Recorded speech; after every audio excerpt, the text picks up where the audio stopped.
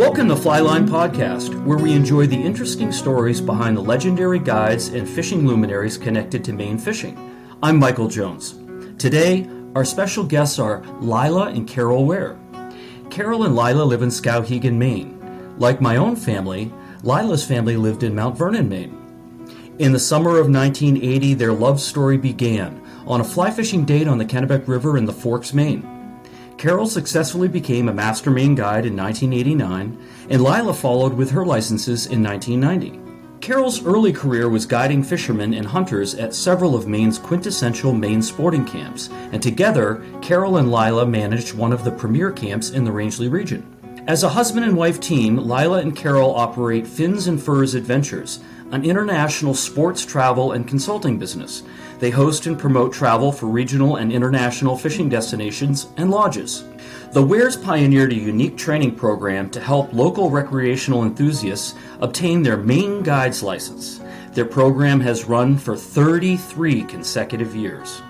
In 2020, Carroll received the Wiggy Robinson Legendary Maine Guide Award from the Maine Department of Inland Fisheries and Wildlife. This is a well-deserved peer recognition of distinguished and exemplary professional Maine guides. Also in 2020, Carroll was the first fisherman inducted into the Maine Sports Hall of Fame. Carroll has recently published his first book, On the Wrong Side of the River, Stories from a Maine Guide. I am proud to have the great opportunity to have today's special guests, Lila and Carroll Ware. Welcome, Lila and Carroll. Hi, folks. How are you today? Sherry, how are you? Oh, we're wonderful, Lila and Carroll. Thank you so much for joining us, and I'm so proud of the work that you've done to get your first book out. It's been a long time coming, Carroll. What do you say?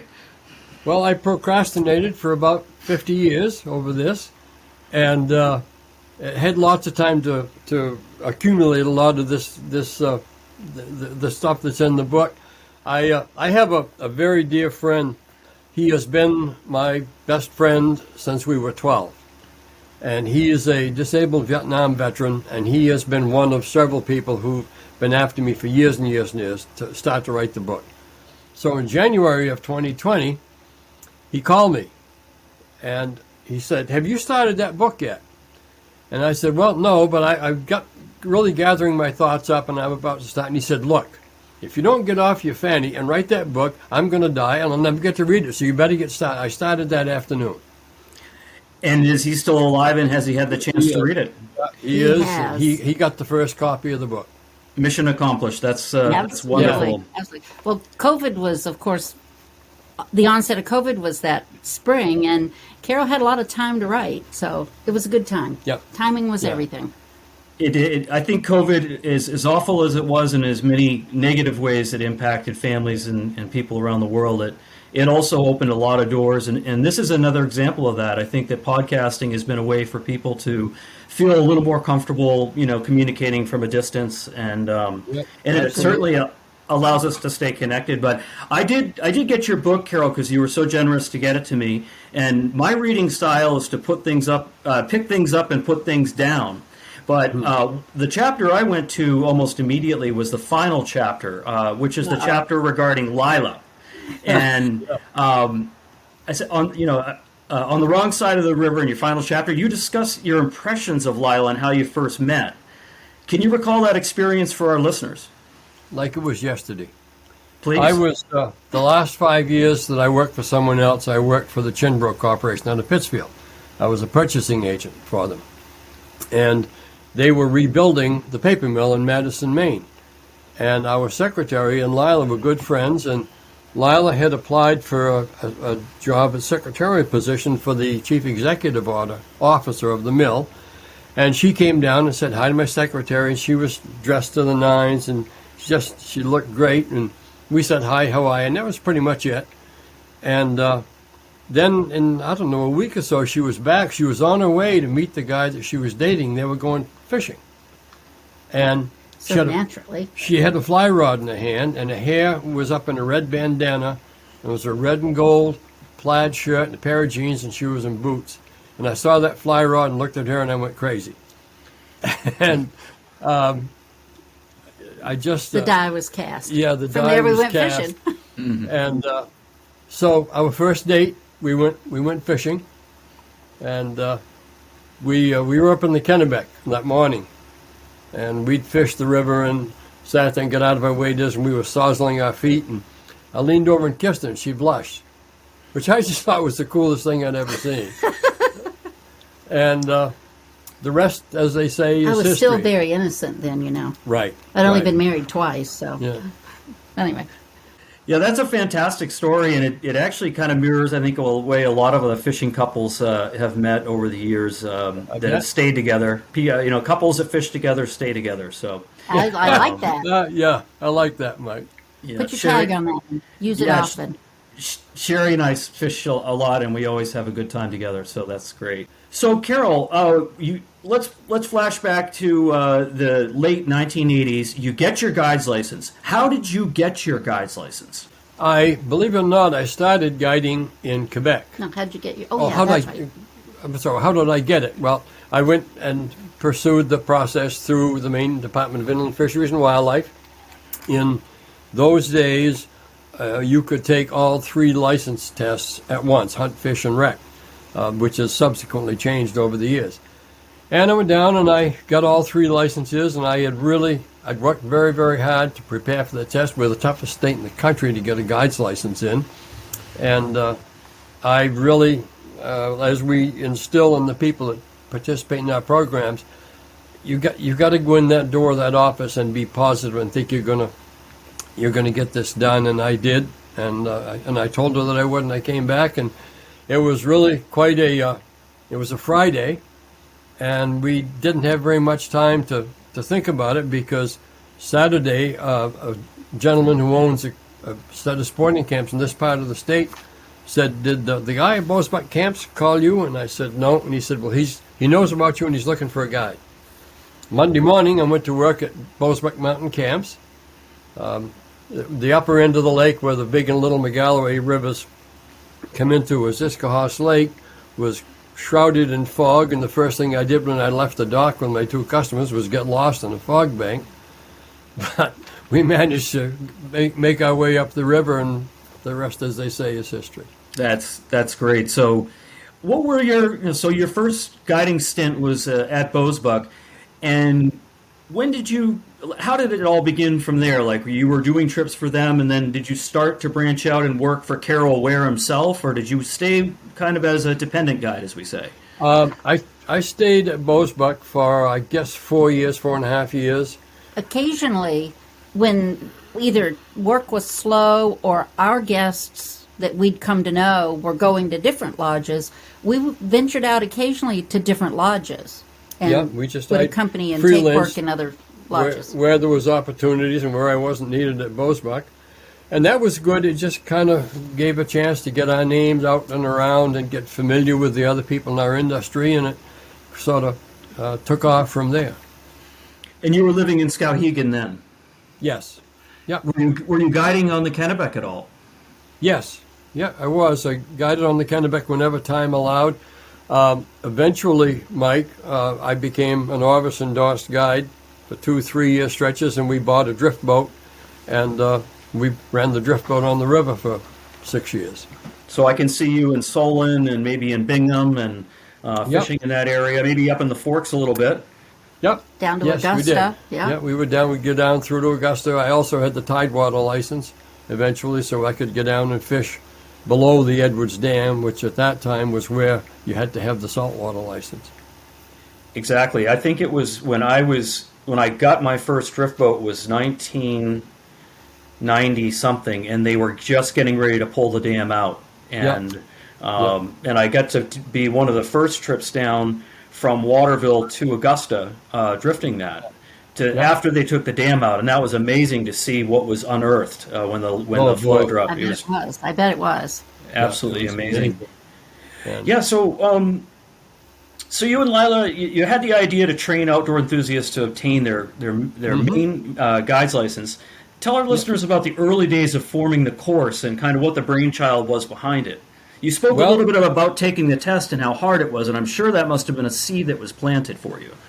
Well, it was, and it was kind of almost by an accident. I took a preparatory course. It was at the adult ed offices here in Skowhegan, and it wasn't particularly good. but it helped. There were areas where it helped, and the winter after I got licensed in '89, the fellow who was the director called me and asked me if I would teach that program again.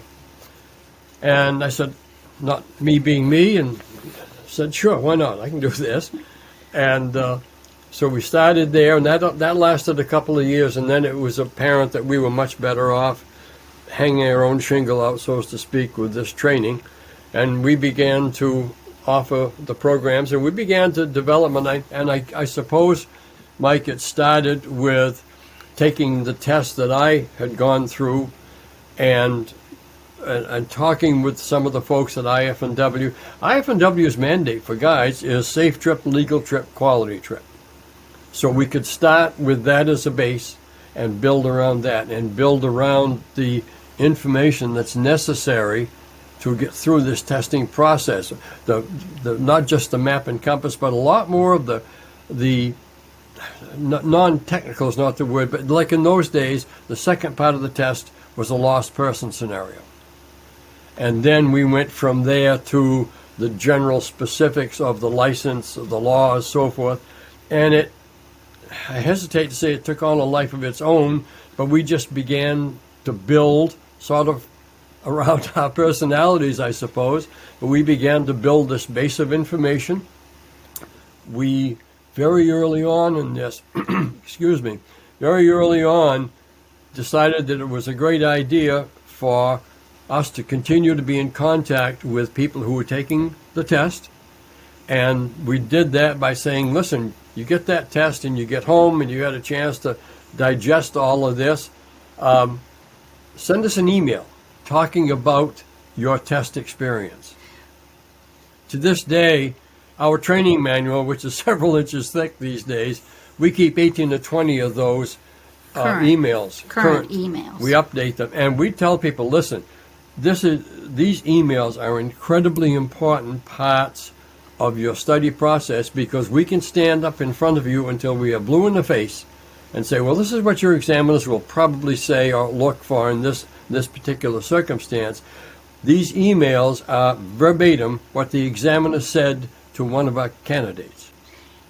It also became important, as we learned very quickly, it wasn't about necessarily the legal content of that test. It was helping people learn to deal with the stress of being tested, with the whole. We help explain the whole environment of the test, where they're going to be, how it's going to go, everything from take your hat off when you go in the room, and we cover everything to help prepare these people for that entire experience. So the content of the test is a good portion of that, but it's not all of what we talk about. No, and that's so. What you're talking about, Lila, is so critical, because what allows people's nerves to kind of become lowered is familiarity and not being caught off guard. And you try to eliminate that element. And I know I've sat on both sides of that table. I've been tested as a candidate, and I've also tested as a guide, being on the board myself. And you can tell within a few minutes if someone's prepared or not, just from when they walk through the door. And truer words. We tell the same thing to all the candidates. They're going to know immediately if you're prepared. They understand you're going to be nervous, so walk through how to get calm. Yeah. There's amazing amounts of confidence that come from knowledge, and we tell them that repeatedly. One of the things, Mike, that we like to say to people is this: listen, we're going to give you information at your disposal, so when you go into that office, I want you to be challenged. I don't want you to be intimidated, but I want you to be challenged. You should be. You should see this as a challenge. And you take it head on, and you take the information that we've provided for you, and away you go. And it looks like it works, because my understanding is you have an average of about an 85% pass rate on the first test. On the first test, that's correct. Yep. But that's of people that report back to us, too. Not everybody tests, and not everybody that tests actually gets back in touch with us. But for the people that do get back in touch with us, that's an accurate representation. And with the recent change in the map and compass testing, it's actually gone up a tick or two. How have they changed it, Lila? I didn't know about that. Well, as you may know, the U.S. Geological Survey has retired all of the topographical maps, and they're no longer responsible for mapping. All mapping is now done with satellites and digital imagery. Another whole division of something under the NOAA, National Oceanic and Atmospheric Agency, is going to be doing mapping. So the department's change in reaction to all of that was your test is now out of the Maine Gazetteer.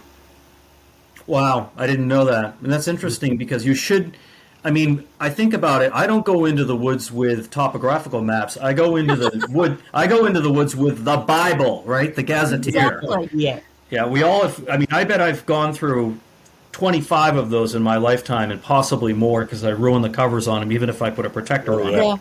Yeah. We could have a very long discussion about comparing navigation out of a gazetteer to navigation on a topo map, but we won't do that now. One of the when I think you know, Mike, I sat on the guides advisory boards, one of the examiners from 91 to 2003, and the concept was the examiner's job was to base your score on what you said. Yes. It wouldn't give any points for anything you didn't say.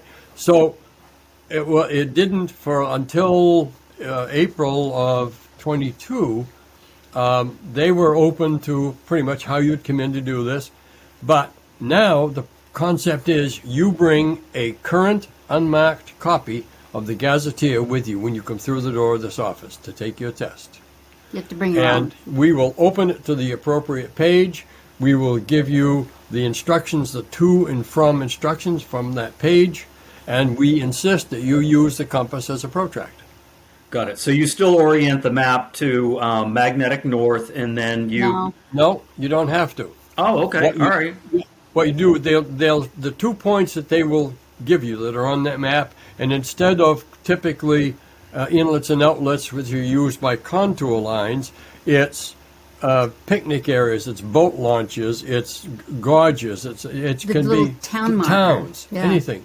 So they'll give you the to and from, and the to and from is structured so that your line of travel crosses a longitude line. Got it. And in that way, you can use the compass as a protractor, measuring that angle and coming up with a true north bearing. I totally get it now. So you're using the given lines on the Gazetteer and only giving them the angle of the offset from that. Yep. Correct. Yep. Yeah. Okay, that makes sense. That And takes that removes the true north and magnetic north right out of it, really. And It then does. It does. Initially, it was confusing to people because we used to say to people, "Hey, you have this compass, this base plate compass. It's a magnetic instrument and can only give you information in magnetic degrees." Oops! But All of a now- sudden, now with running this line of travel across the longitude line, when you pick it up, the number that it's giving you is true north. Is true north. Yes, got it. Yeah, that's a great explanation, and clearly you've studied that to the hilt. So, Well, my yeah, it's, we have. Yeah. well, being on the teaching end of it, you're responsible for understanding it. So that's Absolutely. Yeah. So let's we talked a little bit about your guiding on like the Kennebec and doing a little bit on Bosebuck, but you as a couple ran. Was it Bosebuck that you ran? Yes. And It Yes, was it was. Bosebuck Yep. Mountain Camps. Yeah. let's talk about how that went, because you went from being a guide to being a lodge manager and a guide manager, Carroll and Lila both. Yes. Yeah, how did that come about? Did someone approach you and Oh. say, "Hey, run the place"? The camps were sold, and just after our early departure, and the new owners approached us because they had no business and said, "We'd like for you to come in and manage this," and unsaid, bring some of those customers back. So we took it on. We told them it was a lifestyle that we were just thrilled to have, and marched right in there. We ended up working from May to November, from 6 in the morning to 11 at night, 7 days a week, which was great fun. Yeah, that was fine. And they basically, as Lila said, they had zero business. And so we immediately, and though, again, this was a while ago, we jumped on the sportsman show circuit. We had great relationships with a lot of the customers who had been there and unfortunately been driven away with terrible service. And those were the people we reached out to. And lo and behold, we turned it around and had 5 great years there. So Carroll was my guy in charge of personnel because I'm a little quick to be hot. So Yep. he had to deal with the people. I did the kitchen. I did all the ordering, all the buying, The food the and- cabins. I even learned how to run V-match pine and electricity and plumbing in all the cabins because that was my part-time job. And change the oil in the generator. And change the oil in the generator. I could do all of that. I loved that experience more than anybody could ever know. Yeah, that's a beautiful part of the state of Maine, too, that very few people have the chance to go and visit, and it is beautiful up there. I bird hunt up in that area quite a bit with my English Oh, setters. that's- Well, one night we had no clients in camp, and Carroll took the whole staff over to Errol. There's a dance hall over in Errol, New Hampshire, to get them out and let their hair down. He was the designated driver, and I was sitting out on the dock at Bosbach, and it was probably 1 o'clock in the morning, and I could hear them coming for miles down the dirt road. But just the beauty and the tranquility Scott, in that part of the country yeah. is amazing. That land has changed a lot. We hear, Mike. We haven't been back. Just enough said. We haven't been back.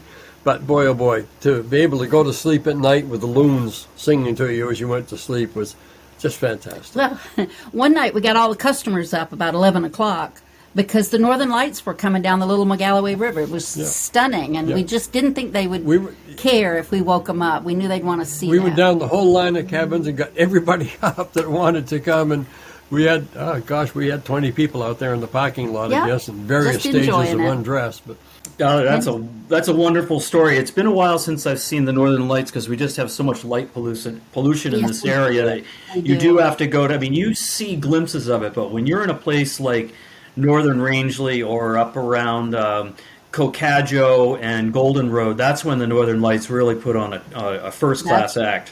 That's the place and time to Yeah, see them, for sure sure. is. Of course, we get to see them when we travel, but Yes, yeah. When you're going up to Labrador, is what you're saying, Lila.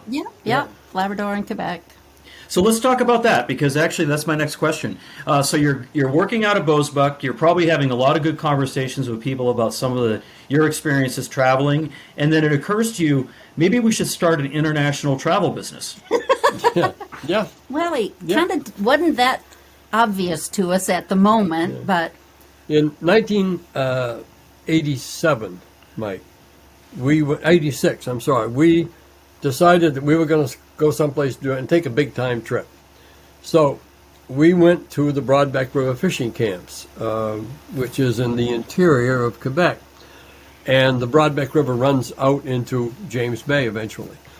And so we went up kind of not knowing what we were going to get into. A couple of friends that fished it the year before. And we went up, and the first thing we did, well, the first thing Lila did about 20 minutes in opening day was catch a 6 1/4 pound brook trout. yeah.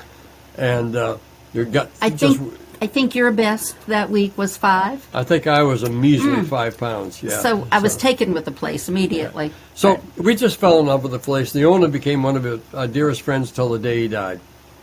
And that was in August of '86. So we got home, and the way we are fond of describing this, in October, we thought about this a while. And in October, one night, I think it was fueled by a couple of glasses of a great Chardonnay. We called, Richard Demers was his name.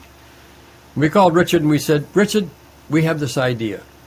We think that we could sell enough business for you so that we could come up and fish for a week for free every year. And that's all that was ever supposed to be, honest to God. We took our commissions and fishing days. Never took a dime from him. Well, Richard, when we made the comment, Richard, and being the quintessential crazy Frenchman, and I say that with great amounts of respect, we proposed this to him, and he said, what the hell, me, I done dumber things. And away we went. And we took a booth, the Augusta Sportsman Show, again, like we knew what we were doing, and it just took off. Right place, the right time, whatever it was, but it took off, and away we went. And we had 12 fantastic years up there. And originally, that was all the travel we had ever contemplated, and then only by accident, really. But then people who traveled with us began to call and say, well, that's nice that you do brook trout, but I'd like to take a caribou hunt. Who do you know that does that? So we would find people, interview them, travel to see them. If we liked what we saw, we'd see if they'd do a deal with us so that we could come up and maintain that standard by hunting with them regularly or fishing with them regularly. And then we just began to add people who ultimately became friends into that portfolio of recommended travel. And by saying to people, yeah, listen, we've been here, this is what you'll find, gave us a tremendous amount of credibility. If we were to say to somebody, okay, here's the caribou camp, and this is one of the camps you'll be going to, and if you go up the hill about maybe 100 feet behind the camps, there's an outhouse up there. Well, it's because we've been there and seen it. And that gave us credibility, gave us acceptance with these people, and they trusted us. We also spent a lot of time, because we had been crossing the border regularly with fishermen, we spent a lot of time getting ready to talk with people about crossing the border with firearms. I've had Canadians customs officials say, wow, where'd you get these forms? We can't even get those because we got so many in the beginning, the gun permits. Yeah. So we just did our homework constantly. Yeah, and that's what the people were paying for. And I think we're actually at a good spot. We take a break in the middle of the podcast, Lila and Carroll, and I think we're in a good spot to just take a quick break because when we come back, I'm going to ask you a lot of in-depth questions about the travel adventure business because I think you were really part of the evolution of it, especially in Maine. I think we were. Thank you. On the I leading appreciate edge, that. maybe. But Okay, so we'll come back after a short break and we'll pick up on that. Thank you. thanks. On this Flyline flashback, I quote from the New England Historical Society regarding Cornelia Fly Rod Crosby. By the mid-1890s, she worked in banks in the winter when her health permitted, and fished in the summer. She caught 2,500 trout in the summer of 1893, the happiest and best year of her life. She probably released most of them as she was one of the first advocates for catch-and-release fishing. In 1897, the Maine Fish and Game Association hired her to lobby the Maine state legislature for a state-run system to register the state's hunting and fishing guides. On March 19, 1897, the Maine legislature passed the bill requiring guides to buy a $1 license every year and file a one-page annual report. Maine registered 1,316 guides that year and gave Cornelia Fly Rod Crosby guide license number 1. And now let's return to the second part of our show. Mike, I'll share something. Going back to the Wiggy Robinson Legendary Guide Award, I was talking with Tim Peabody, who was the deputy commissioner in the state of Maine, and one of us was you. I was talking to him. He called me to tell me that Carroll was going to get this award, but it was COVID and it was going to be on the Zoom meeting. So he and I were talking about getting the Zoom meeting set up. And he said, Lila, Tim Peabody says, Lila, I recognize this is really a two-person award. Sure is. Not anybody gets this award without having, a team. My only job about the Zoom meeting where he's going to get the award was to get him on the meeting. And this is a regular meeting of, I think, the Maine Professional Guides Association and the commissioner. And I told Carroll that the commissioner was going to have some comments about women in the outdoors, something that really intrigued me. And I thought it would benefit if he would listen so he would get that perspective of women in the outdoors. So we're out there and we're listening, and she's going through all her little slides and everything. And he says, I don't want to listen to this. And I said, yes, you do. Come on, just listen to this. No, I said, just be patient. Well, she's getting closer, and I can see her slide deck coming, and she's getting closer. And then he says, I got to go to the bathroom.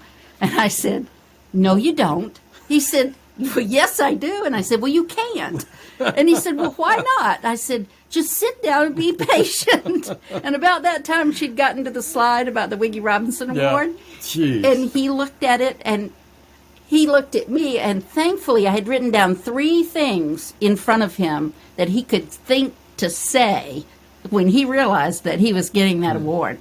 I said, talk about your book, Talk about something. I forget the three things I'd written down. I was completely, my eyes, I teared up, and I just was completely overwhelmed. Best really surprise was. I ever got on him, except the other one coming out of Bo's butt. Yeah, yeah.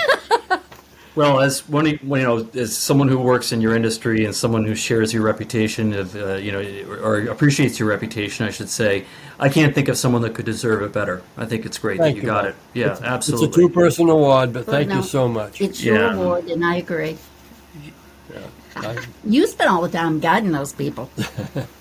Yeah, but also it takes two, because Carroll, he needs you to be supportive just emotionally and just in general. So, but it's nice to have someone that says, "Oh, how was your day of fishing today, Carroll?" And then Carroll says, "Well, if I had touched a rod, I would call it fishing, Lila, but I was actually guiding today." That's right. People don't get that. When we were at Bo's Buck, in November deer season, it was towards the end of the month, and I had 4, I think, hunters from away. Not that there's anything wrong with that. They were difficult. They had, you had to keep an eye on them. And the last day, the Saturday, I came back and walked into our camp at Bo's Buck. Lila said, "So how'd the day go?" And I said, "It didn't go at all. The deer hunters are driving me nuts. I'm only going to guide deer hunters one more year, and then I'm done." She said, "No, you're not. You're done today." And I was. I never guided another deer hunter. But we were leaving camp that day, and they had gone home early because they had to travel home. And I'm driving, and Carroll's sitting in the passenger seat with his gun and shells in hand, driving along. He's sound asleep. He's sound asleep. And I put on the brakes rather firmly, and I said, "Right there, right there, right there." And the shells went everywhere. I tried to get the door open. The cartridges were flying. I almost dropped the gun. She's outside the door of the truck in convulsions, laughing at this. Laughing. That's our life. Our life is laughing and wanting others to laugh. Yep. So we do. We enjoy that a lot. It's certainly been a recipe for your health. You both look fantastic.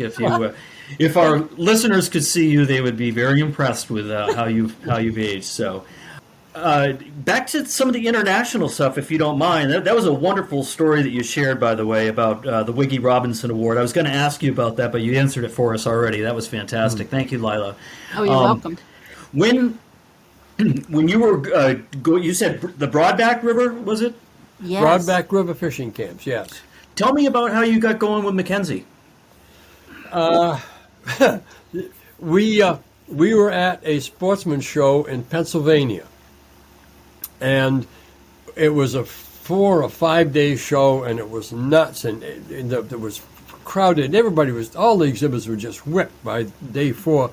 So we went out to eat at one of the restaurants handy to the facility, and when we sat down, there was a couple sitting immediately beyond us who had just gotten there, and the guy was sitting to my back. And I think they were exhibitors, and they apparently had the same kind of day that we'd had. And so the food server came over and said to him, "Sir, may I get you a drink?" And he said, "I'll have a gallon of beer." And I thought, boy, here's somebody else has been where I was. So that struck. His name was Francois Boulet, and he was working for Paul Ostegui, who owns Mackenzie River Lodge and Inukshuk Cha Lodge on Ungava Bay. And he spoke to Paul, and he said, "You ought to talk to these folks." And we did, and that was, 15 or 16 years ago. And we've been up there. I've been up there probably more than Lila, but I've been there probably 14 or 15 times. Spectacular fishery. Just absolutely amazing.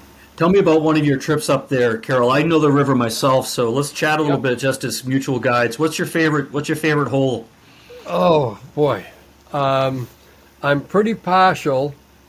Believe it or not, I'm pretty partial to the top rapid, but I think going down to the outlet where we can, what they call the lower rapid, the third rapid, where the Mackenzie dumps out into another body of water, that's a fantastic landlocked salmon spot.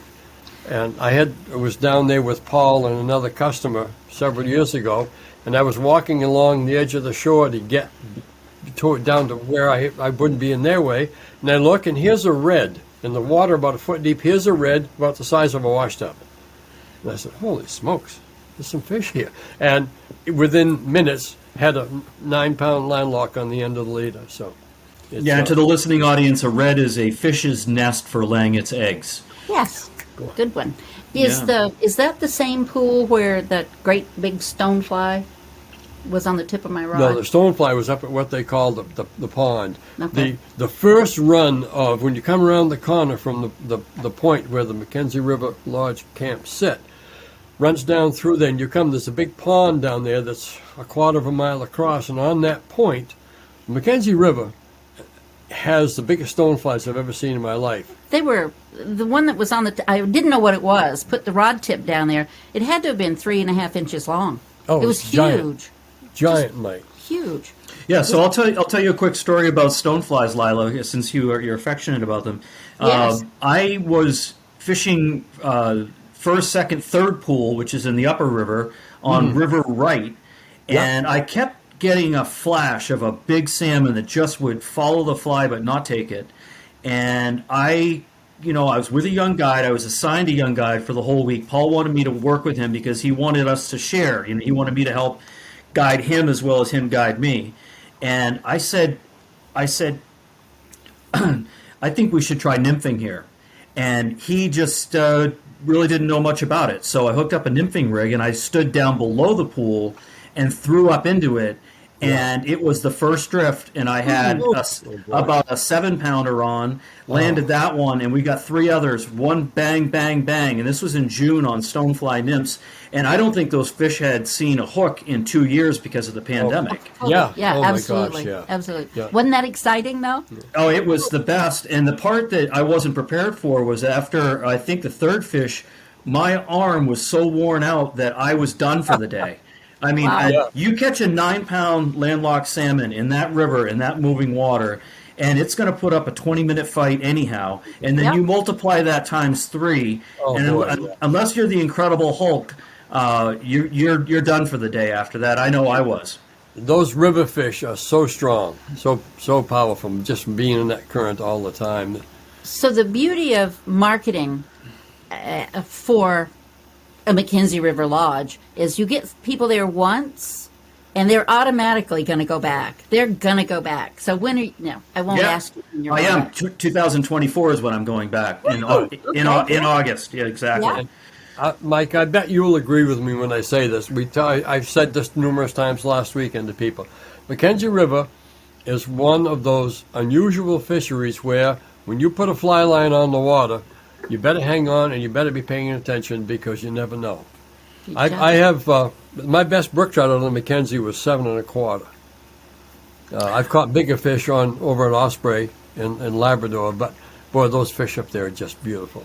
And I think what's also special about it is, to Lila's point, if you go once, I had the spring experience, and the second time I go back, I'm going to have an August experience, and that's the same. Yeah, and that's the same. If you've had an August experience and you want to have a different experience, you're not going to have the same experience just by virtue of the fact you're at the same lodge. Exactly. There in August, Mike, the fish get moved around a little bit, but you're still the salmon are still there. The bigger brook trout are still there. They'll be all lit up, and it just there's not much of the dynamic that changes. Part of it, you can say, I have help here doing this. Yeah. Oh God. This is Riffle. Riffle is an 80-pound elephant disguised as a black lab. And he's a hell of a hunter. He's a good boy. And for the listening audience, Carroll's just moving his computer to show us the dog, but the dog's head is probably putting 25 pounds of pressure on Carroll's shoulder, as if to say, "Please pay attention to me and not that computer, Dad." Yeah, not that we're spoiling our dog, but this is sometimes how we sleep. Yes, true. That's how we sleep. We have 2 English setters, and it's great that Sherry's only 5 feet tall because they take advantage of that cavity at the bottom of her side of the bed. I bet they do. Yeah. I bet. Hey, Lila, I want to throw back to something that you talked about earlier. We talked a little bit about the Wiggy Robinson award that Carroll received in 2020, but I think 2020 was also a big year for a couple of other reasons. Let me start by giving you what the impact was to me. we had to have a carpenter come in and enlarge the doorway in every room of this house because of Carroll's head. It got a little swollen that year. He did get the Wiggy Robinson Award, which was remarkable. Yeah. But beginning with the Broadback River, we began to collect fly fishing awards, catch and release awards. They were line class records for fly fishing. And it gave us a nice parchment to frame and put in the booth and a patch to wear about a world record. These records are sanctioned by the Freshwater Fishing Hall of Fame in Haywood, Wisconsin. Yeah. So we got those, and we both had some, and along about 24 or 5 of these world records, Carroll, being the competitor that he is, set his cap on 50. He wanted 50 of these world records. Well, lo and behold, although he now has 52 or 3, he made 50. And unbeknownst to us, someone put his name into nomination for the Maine Sports Hall of Fame. Now, sports, in their connotation, was always track records, football records, baseball records, all well-documented, sanctioned records. But here we have a fisherman wanting to be in the Sports Hall of Fame. And Bill Green calls the Freshwater Fishing Hall of Fame, and they said, "Oh yeah, we know Carroll. We've got his records right here. He's right." And they verified everything back and forth.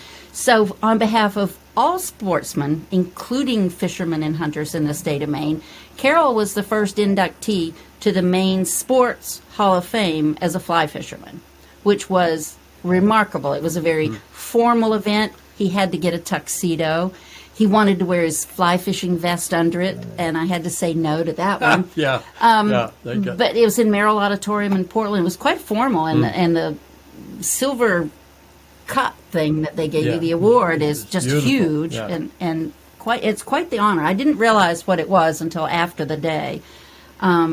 He was inducted with a female boxer that we knew who had been a 3 or 4-time national champion, 5-time national champion in boxing. Matt Millen that played for the Patriots. Yeah. So he went in with a bunch of people that was really remarkable. So yes, that was the second of our big 3 awards that year. And I guess the third one was actually the release of his book that he wrote. I edited, but he wrote. Yeah, so Carroll, about your book, that was your first book, and that's a huge mountain to climb. Tell me about, what did you learn about writing your first? I've never written a book, so give me some advice as a potential writer. A very good friend of mine, one of the 2 fellows we own at camp up the Forks with, is a retired educator, and has proofwritten several books for other people. And he said... Proofread, yeah. Proofread, yeah, sorry. And he said, Carroll, you write exactly like you talk, which I never realized. So there was a lot of editing. Yeah. And, but it was mostly a matter of sitting down at the computer and just beginning to type and let those memories just sort of roll. And I'd think of a moment or an incident that would swing me to something else. And I one of the things that surprised me, Mike, was that in that book, I talk a lot about memories of people I've had in my life and have lost, or people who have been guiding, who have helped to guide me in many ways. And I discovered there was memories that I thought I'd put to bed. I found out I hadn't. To this moment, that's still some of them are hard. In my throat. Some of them are hard. Yeah. Some of them are people that I've lost that were important to me, but it was people, and that's really. If I could pick one word about my book, it would be just people who have impacted my life and given me, whether it was years and years and years or moments. I do, and that's what this podcast is all about. Is it's about people. Again, like I say, I think that most people, at the end of the day, I don't even fish alone anymore. I haven't fished alone in 10 years because I don't go out to fish. I go out to spend time with people. Absolutely. And I think the other thing that you said that really resonates with me is how you were guiding people, but they were guiding you. And that happens. I can think of a number of my clients, one in particular who is on the board of directors for my life. Nothing happens without me checking in with Bert. And, big decisions, tough decisions, life decisions. And this is a guy that writes me checks, and I am asking him questions. So, that's one of the many things that we get as guides. We talk about the guides teaching people, giving people this, but we get from people all the time. And if you aren't doing it right. Yeah, and I think that you develop as a guide because you have to learn skill sets to adapt to different personality types. Oh boy, you bet. And I sometimes will be, in the truck riding to where we're going fishing, and within 10 minutes I have to reset my levels because I've heard a few things come out of their mouth, and I say, these are the things I'm not going to bring up today. Yeah. This is the kind of guy that I really don't want to spend the day with, but I'm going to, so let's just put the best foot forward. And then there's other people that I think, oh my Lord, this is such a gift. I'm so glad to meet them. I would take them fishing for free. Yeah. Exactly. And what happens is they come several years in a row. Now they're friends. You begin to feel guilty about charging them to take them fishing because you're just going fishing with these people. It's remarkable the relationships that you can build. We have the group of fishermen used to come to Bozebuck. We just lost one of those guys, by the way. We see them there every year at the show in Marlborough, and dear friends. It was the first guiding clients I had at Bozebuck. There were 5 fishermen, 2 really good ones, 2 medium ones, and one that had a bum knee but loved his rods and his cigars. So there you go. What a great crew it was. Yeah. Love them. Yeah, we always tell the folks who sit in our programs, look, you're going to have to, first things first, you just mentioned it, the customers have the advantage because you're only having to they have to deal with one personality, you have to deal with multiple personalities. We have to wear a lot of hats as guides. And the range of those is almost endless. Everything from a medic to a counselor. I liken us to bartenders. Absolutely. They'll tell us amazingly personal things sometimes. Weathermen, they always want to know what's the weather going to be tomorrow when you're 96 miles in the woods and have no communication. We have to be medics because I'm fond of saying they fall in, down, up, and out. So we have a lot of, and we have to be the hunting and the fishing expert. So it's fun though. It is fun. I wouldn't ever have changed this. Do we have time for me to tell you a quick story? Absolutely, Carol. We have you for the whole day. Okay. Gee, you guys are in a tough spot. So we decide that we're going to represent the Broadback River fishing camps. I come from, you read it in the book, 3 or 4 generations of woodsmen and guides and school teachers and so forth. I never had any interest in being a guide. So when we decided that we were going to work with the Broadback River fishing camps, the owner said... In that second year when we went back. The second year we went back, Richard said, come on up and spend a month up here, learn the area. And I said, privately, I said, oh, geez. Well, okay, so I go up, and opening morning, my first day on the Broadback as a guide, I had 2 fishermen from upstate New York. And the Broadback River fishing camps sat right on a big bay, and about 400 yards across the bay was the mouth of the river where it left the bay. And we got them and got their gear on the boat, and I wasn't sure I was going to like this. And we went, Mike, I didn't go 150 yards, honest to God, and I knew this was what I wanted to do. Bang, like somebody hit me right in the face. And I just have never looked back. I've been so blessed. And blessed to have her with me to share this journey. Well, that is a wonderful story, Carol, and thank you for sharing it. I think it's really, when I was guiding full time, I felt like I had the greatest job on earth. Oh gosh, yes. The best office in the world. Best office in the world, and you have you got the best surroundings around you. And sure, there's days where it's cold, and there's days where there's wind, and sure there's days when the fish don't cooperate. But I always found that I was able to turn around a bad day with instruction and history. Instruction was something I'd say, there's a lot of things I can't control, but I can make you a better caster, and I can make you a better fisherman, and you'll leave here knowing more about this area and this river and this territory than when you arrived this morning. Absolutely. And I can show them the fiddleheads and say that's what they are, the trilliums. It's just we have an amazing resource here in Maine of things that we can teach people and talk to them about. No guys would be bored. No, and I mean, I always get a kick out of it when you look up at the clouds and you see the mackerel scales and you say, there's going to be rain in 24 hours. And they say, how do you know that? And you go, well, that's a sign that has never failed me right there. And it's true. Yeah. It is true. Yeah. It is true. Yeah. And those are little things that give you credibility with your clients, and it makes them. They make me feel safe when they know that there was someone that can get them out of trouble if they get in trouble. Absolutely. Right. Absolutely. Yeah. You know, they have to be legal. More importantly, they have to be safe, and they have to be legal, and they have to follow your instructions, sometimes in spite of themselves. But it's so nice at the end of the day and you've had them and I've had them, and somebody comes back and says, This was just exactly the day I had hoped for with my son. Yeah. Boy. Giving them a gift. Yeah, and that actually is the ultimate tip. You know, when you hear that, it's even worth more than money to know that you did your job. You know, and you exceeded their expectations. You hit the mark for them. That's everything that we're always trying to aspire for as guides. You can't be a guide unless you're someone that wants to give. Yeah.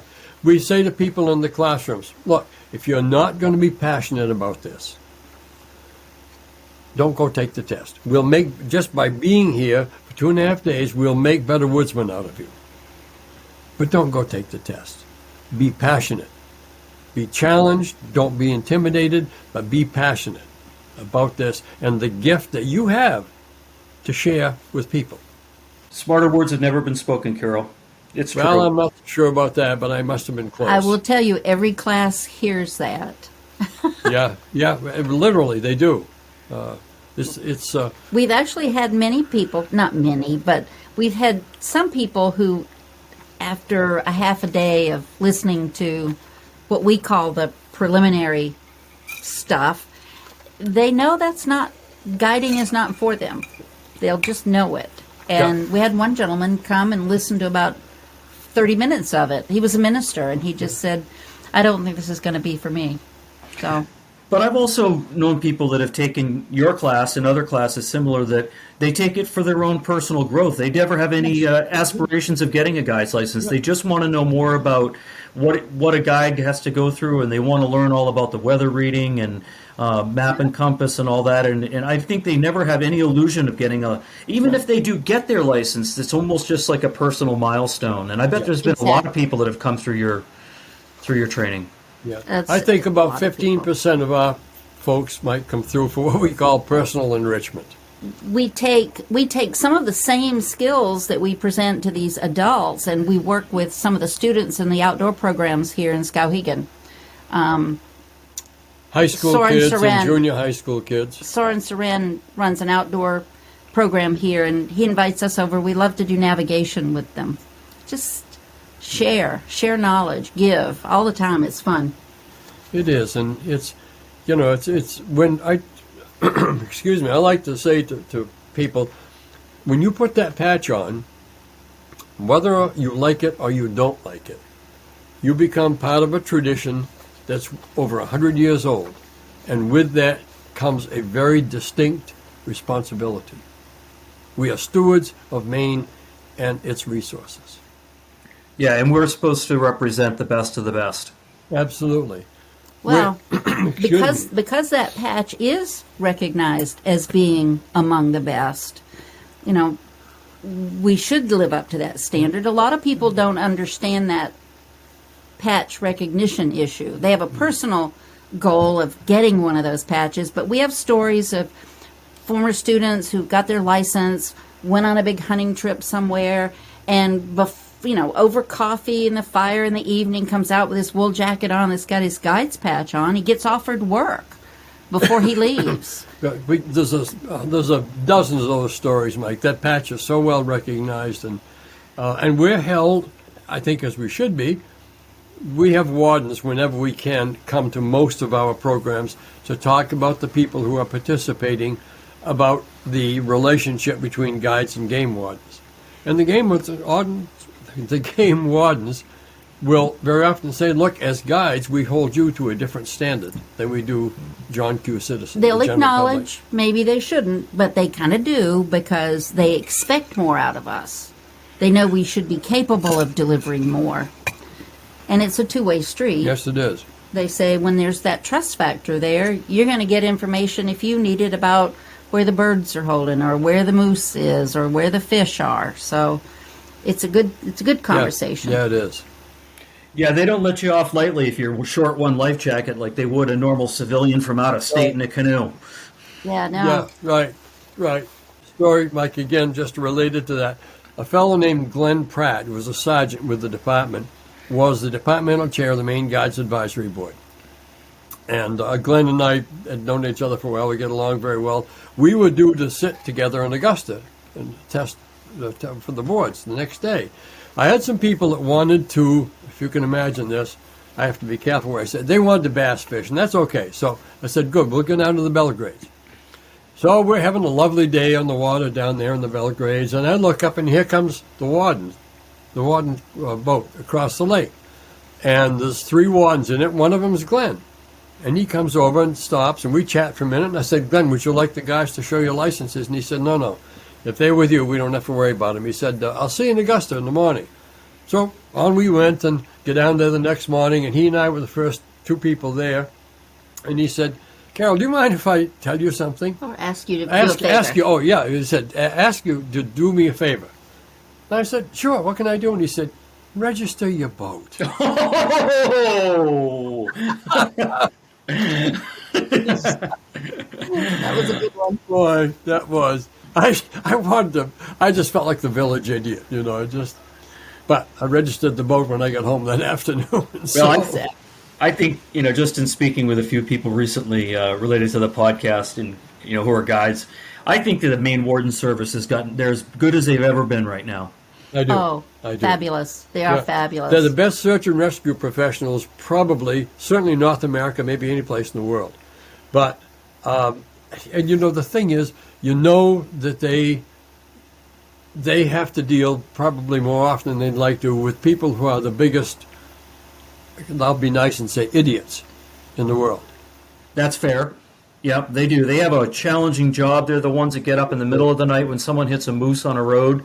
They're the ones that deal with an abandoned infant animal that is, in someone's yard. You can watch Northwood's.